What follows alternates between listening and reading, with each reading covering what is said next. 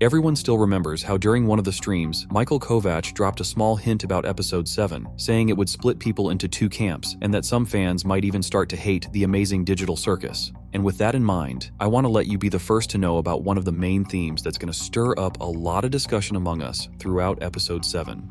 A lot of people didn't even notice this scene where Caine's looking at a photo of a pretty weird room. Obviously, the first thing that comes to mind is that same room from the pilot episode, and yeah, it looks insanely similar to that office Pomni stumbled into by accident.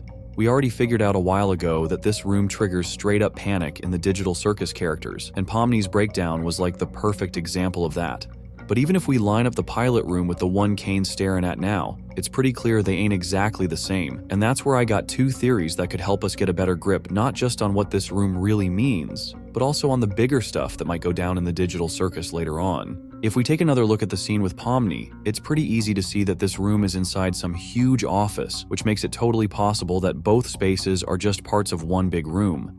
And that's where the first contradictions kick in, because what Caine's looking at could be either the entrance to the digital circus or the way out of it. Plus, if you zoom in, back in the pilot we saw that room in its current messed up state, while Caine's photo shows it looking brand new.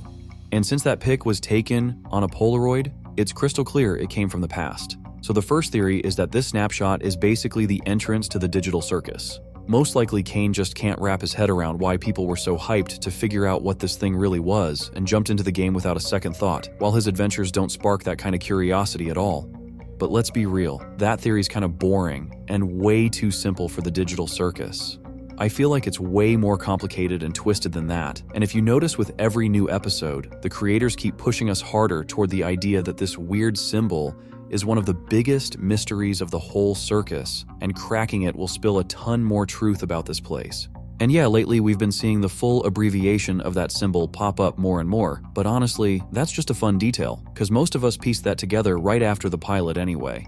Taking all that into account, and the fact that we never heard about an exit again after the pilot, I'd say it's pretty safe to assume this room is actually the way out of the digital circus. But why'd they decide to show it to us right now? Well, the truth is, it's all 'cause of Caine, who's slowly shifting from a cheerful admin into a programmed AI that's glitching harder and harder with every episode. Alrighty. Now, let's see how many of them voted for me. We all get that this is happening because Caine just can't deal with the reality that his so-called masterpiece adventures don't really interest anyone. And if we go back to that scene with Zubul, it's super easy to catch why that triggered such a strong reaction from Caine. Basically, the digital circus is a place where the characters are only supposed to have fun and not think about any real human stuff. But with that line, Zubul literally went against the rules of the circus. And that kind of behavior is bound to mess with the programmed AI system, which is why we've been seeing so much aggression and glitches lately. There's a good chance Caine's just straight up tired of all this, and when he's looking at that photo, you can tell the thoughts hitting him to just end it all and send everyone back to the real world, so he won't be stuck alone with them anymore. Like we remember episode 6 was the breaking point between the calm in the digital circus and the straight up madness, and C&A, including that room, are going to be a key part of everything that happens next. What do y'all think this room really means? Drop your guesses in the comments, and let's keep it rolling.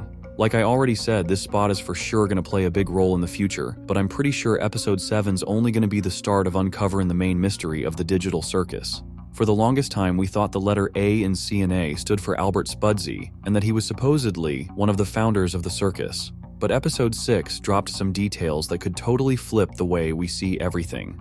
Let's rewind to one insanely important scene for us. Now I would bet our biggest concerns would be Jax and Zubul.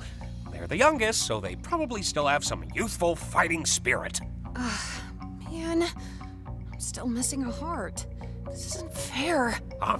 Oh, I've got just the thing. Here, take this. Well, wait. What did you just do? What was that? It's a butterfly. It can restore your health. Did Caine mention that? Oh, nah. I made it up. What? Of course, a lot of people instantly started throwing around the idea that Kinger might actually be one of the creators of the digital circus, because he's got some abilities that nobody else seems to have. Backing up that theory is the fact that this scene comes literally right after the one with Caine. So I can toss out a pretty bold theory that Kinger's actually Albert Spudsy, and all those mentions back in episode 4 were kind of like a hidden nod to it. But if we think back to the Kinger we're used to, We all got briefs on our characters. I'm your assistant. Is that a baby head lamp? Didn't you get one too? I figured we were all on the same page here, but if not, you're gonna have to tap into those golden improv skills. Don't worry, Gangle, I'll get it for you!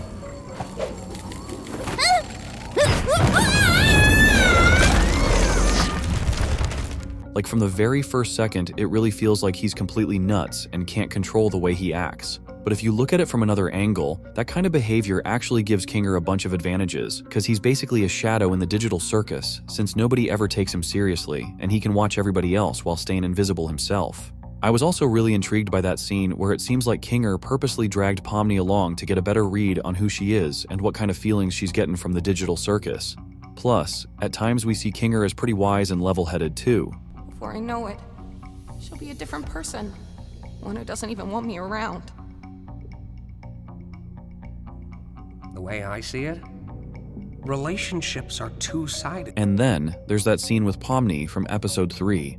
Taking all this into account, you can really start to safely assume, and even be pretty sure, that Kinger is Albert Spudsy, and therefore one of the creators of the digital circus. And these hints from Glitch and Goose just keep pushing us to think that's the case.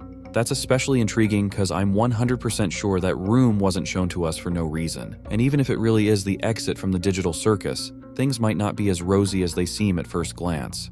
If we go back to episode 5 and remember a few things from there.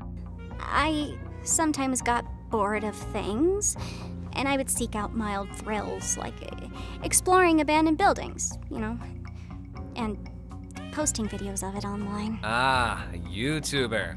Not really. Nobody watched them. I sometimes did that. I wouldn't record it, though. Here's your Cosmo. Thanks. My mother was a lot. I worked in real estate for a bit until I ended up here. A couple months back, we noticed that pretty much everyone who told their story somehow mentioned abandoned buildings. So it's totally possible that the office transferring real people's minds into the digital circus is inside one of those places. Judging by how this room looks now compared to how it did originally, you can easily say that even if this really is the exit from the digital circus, it's been dead for a long time already. And in that case, it's actually super interesting whether our favorite characters can even make it back to the real world in one piece. Can they even come back at all? Because it's pretty likely their bodies in the real world ain't breathing anymore. And the digital circus is like this kind of digital immortality, letting people live out an endless imitation of life in a place where basically nothing matters.